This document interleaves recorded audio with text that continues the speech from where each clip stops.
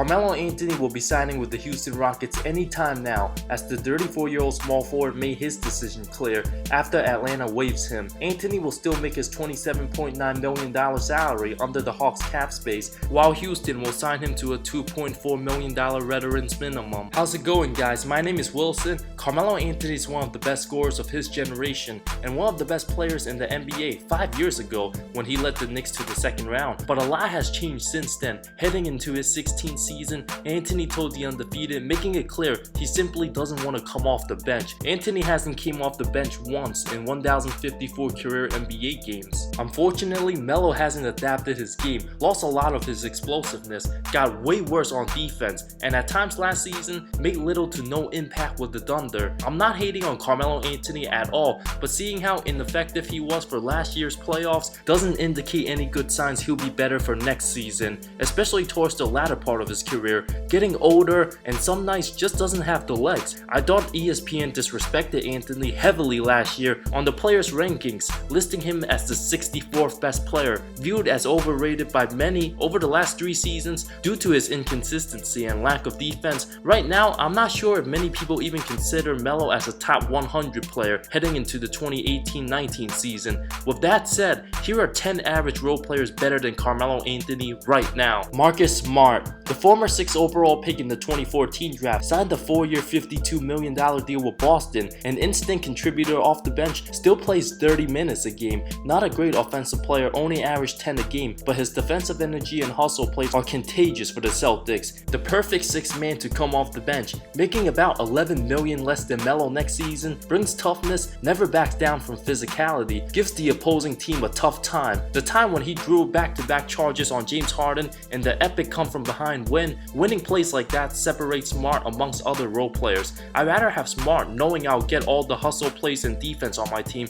instead of the 34-year-old Carmelo. TJ Warren, the 24-year-old small forward, is one of the less talked about quality players in the league because he plays on arguably the worst team for the last 3 seasons in Phoenix. Very athletic and polished, Warren averaged 19.6 points, 5 rebounds last season on 33 minutes as the Suns' second best player. His numbers have increased each of his first 4 seasons in the league, where he will start his 4-year $50 million contract next season. For those of you who haven't watched Warren play, his style reminds me a lot like forwards back in the 80s and 90s, hitting mid-range jumpers from 18 feet in and not having much of an outside game. Otto Porter, heading into season 6, the former 3rd overall pick slightly improved every year. Doesn't seem like he will be a star player, but a solid starting role player, putting up 14.7 points, 6.4 rebounds on over 50% shooting last season, 44% from 3, a 63% true shooting percentage. Compare that to Melo's 50%, a big difference. Porter doesn't do anything that'll make you jump out your seat, but plays perfectly within his role,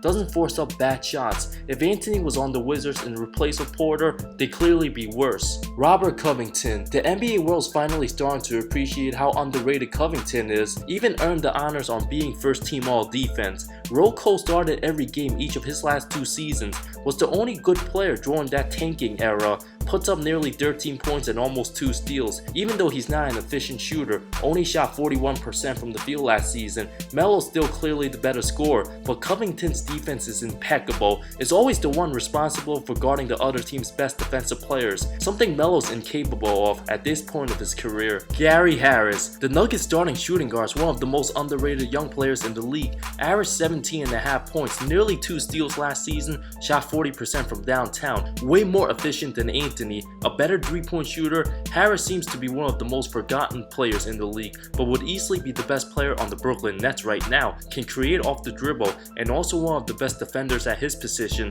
simply does not get enough credit. Not only is Harris better than Melo right now, I take him over Andrew Wiggins as well. Derrick Favors, also another very underrated role player. Favors excels at his role as the starting power forward for the Jazz, brings energy and toughness to Quinn Snyder's squad, earned himself a 2-year $36 million deal, putting up 12 and 7, always willing to sacrifice and play the backup center position when needed. Nikola Mirotic. Mirotic proved to be a key role player for the Pelicans, will probably come off the bench next season backing up Julius Randle, averaged 15 and 8 with New Orleans after Cousins' injury. The 6'10 Mirotic, with his ability to stretch the floor, his best asset as a deadly spot-up shooter, allows Anthony Davis to operate more, a better fit than Cousins on the team, more effective than Melo right now. JJ Redick, heading into his 13th NBA season, the 6'3 shooting guard is actually the same age as Melo at 34, one of the best three-point shooters the game has ever seen. JJ arguably had his best season with the Sixers, putting up a career-high average 17.1 points,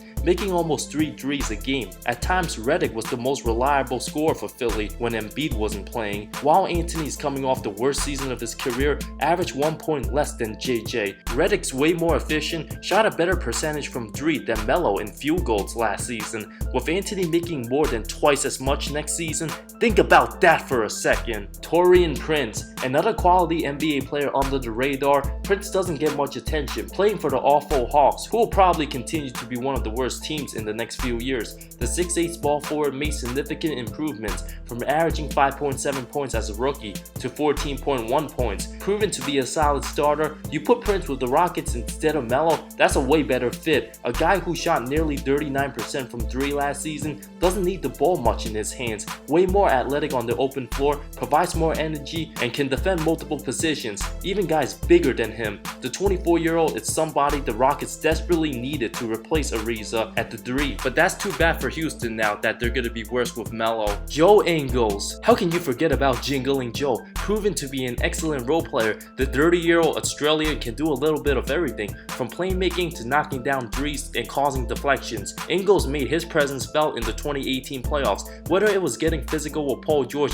or hitting one dagger after another, simply outplayed Anthony in the series, probably the difference maker. To this day, I still feel that it's totally unacceptable for OKC to lose that series in 6, given their talents, but if you switch Ingles with Anthony, I actually think the Thunder would win that series. Anthony is the better one-on-one scorer right now, but Ingles simply does everything else better. Joe would also be a way better fit than Anthony in Houston, so will all the other 9 players I mentioned on this list, no doubt about that. Once again, I'm not disrespecting Carmelo Anthony by any means, but times have changed. If Melo is honestly self-aware of his capabilities right now, his best situation is definitely coming off the bench, playing 20 minutes a game, scoring between 11 to 14 points. He's never changed as a player as he's gotten older, very disappointing during his time with the Knicks and Thunder. Is there any reason to truly believe Carmelo Anthony will bounce back? According to Sportsline, when Melo signs with the Rockets, their championship chances drop from 4.8% to 3.9%.